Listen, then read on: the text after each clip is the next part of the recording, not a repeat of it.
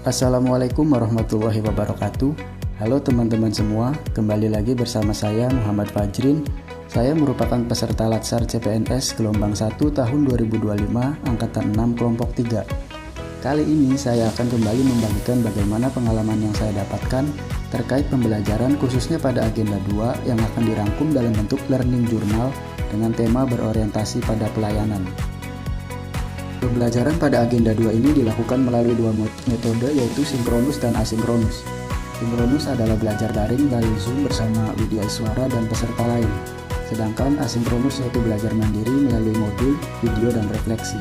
Kedua metode belajar ini membentuk ASN yang aktif, mandiri, dan kolaboratif. Nilai-nilai dasar ASN berakhlak terdiri dari 7 pilar, yaitu berorientasi pelayanan, akuntabel, kompeten, harmonis, loyal, adaptif, dan kolaboratif. Seluruh ASN diharapkan dapat menerapkan ketujuh pilar tersebut demi mencerminkan ASN yang profesional. Pada video ini, saya akan menekankan pembahasan pada pilar nilai dasar ASN yang pertama, yaitu berorientasi pelayanan. Berorientasi pelayanan tentunya tidak terlepas dengan pelayanan publik. Pelayanan publik memiliki arti yaitu semua jenis pelayanan untuk menyediakan barang atau jasa yang dibutuhkan oleh masyarakat yang memenuhi kriteria, yaitu merupakan jenis barang atau jasa yang memiliki eksternalitas tinggi dan sangat diperlukan masyarakat, serta penyediaannya terkait dengan upaya mewujudkan tujuan bersama yang tercantum dalam konstitusi maupun dokumen perencanaan pemerintah, baik dalam rangka memenuhi hak dan kebutuhan dasar warga, mencapai tujuan strategis pemerintah, dan memenuhi komitmen dunia internasional. Definisi ini dikutip dari buku karya Agus Dwianto tahun 2010, halaman 21 dengan judul Manajemen Pelayanan Publik, Peduli, Inklusif, dan Kolaboratif. Selanjutnya, 3 unsur penting pelayanan. Yang pertama, ASN sebagai penyelenggara. Artinya ASN adalah wajah pemerintah yang berinteraksi langsung dengan publik. Kualitas pelayanan sangat bergantung pada sikap, kemampuan, dan integritas kita sebagai seorang ASN.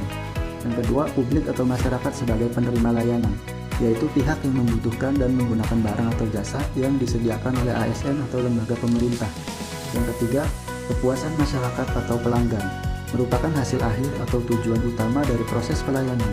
Kepuasan terjadi ketika kebutuhan dan harapan masyarakat terpenuhi atau bahkan terlampaui oleh layanan yang mereka terima.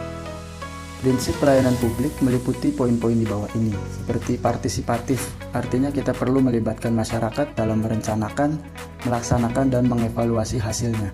Transparan, penyelenggara pelayanan publik harus menyediakan akses bagi warga untuk mengetahui segala hal yang terkait dengan pelayanan publik yang diselenggarakan, seperti persyaratan, prosedur, biaya, dan sejenisnya. Responsif, kita wajib mendengar dan memenuhi tuntutan kebutuhan warga, tidak hanya terkait dengan bentuk dan jenis pelayanan publik yang mereka butuhkan, akan tetapi juga terkait dengan mekanisme penyelenggaraan layanan, jam pelayanan, prosedur, dan biaya penyelenggaraan pelayanan. Tidak diskriminatif, artinya pemberian pelayanan ini tidak boleh dibedakan antara satu warga dengan warga yang lain. Selanjutnya, mudah dan murah, artinya mudah, berbagai persyaratan yang dibutuhkan tersebut masuk akal dan mudah untuk dipenuhi. Murah dalam arti biaya yang dibutuhkan oleh masyarakat untuk mendapatkan layanan tersebut terjangkau oleh seluruh lapisan masyarakat.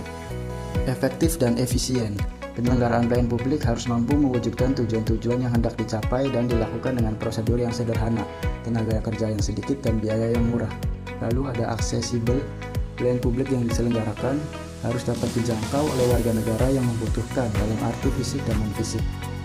Ada akuntabel, penyelenggaraan pelayanan publik dilakukan dengan menggunakan fasilitas dan sumber daya manusia yang dibiayai oleh warga negara melalui pajak yang mereka bayar. Yang terakhir, berkeadilan. Salah satu tujuan yang penting adalah melindungi warga negara dari praktik buruk yang dilakukan oleh warga negara yang lain. Selanjutnya, berorientasi pelayanan, merupakan keinginan memberikan pelayanan yang prima demi kepuasan masyarakat. Artinya, ini adalah motivasi dan komitmen mendasar dari seorang ASN. Pelayanan prima berarti memberikan layanan yang terbaik, cepat, akurat, dan ramah. Tolak ukur keberhasilan diukur dari seberapa puas masyarakat sebagai pengguna layanan atas layanan yang mereka terima. Untuk panduan perilaku atau kode etik dari berorientasi pelayanan, yang pertama, memahami dan memenuhi kebutuhan masyarakat, diwujudkan dengan menjalankan tugas secara profesional dan tidak berpihak, serta menghargai komunikasi, konsultasi, dan kerjasama. Yang kedua, ramah, cekatan, solutif, dan dapat diandalkan. diwujudkan dengan memberikan layanan kepada publik secara jujur, tanggap, cepat, dan tepat. Yang ketiga, melakukan perbaikan tiada henti, diwujudkan dengan mempertanggungjawabkan tindakan dan kinerjanya kepada publik dan mengutamakan pencapaian hasil dan mendorong kinerja pegawai. Untuk kata kunci dari berorientasi pelayanan meliputi responsivitas, kualitas, dan kepuasan. Sekian rangkuman materi pembelajaran agenda 2 tentang berorientasi pelayanan. Semoga bermanfaat dan terima kasih. Wassalamualaikum warahmatullahi wabarakatuh.